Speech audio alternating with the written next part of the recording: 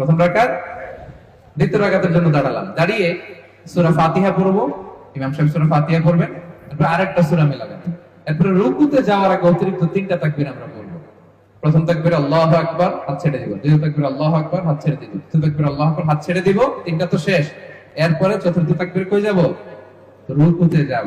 রুকু, তারপরে 2 সিজদা, এরপরে আমাদের নামাজ শেষ। আমরা নামাজের পরে তাকবীর পড়বো, এরপরে সবাই খুতবা শুনে দোয়া করে আমরা একসাথে বিদায় নিব। ইনশাআল্লাহ পড়েন।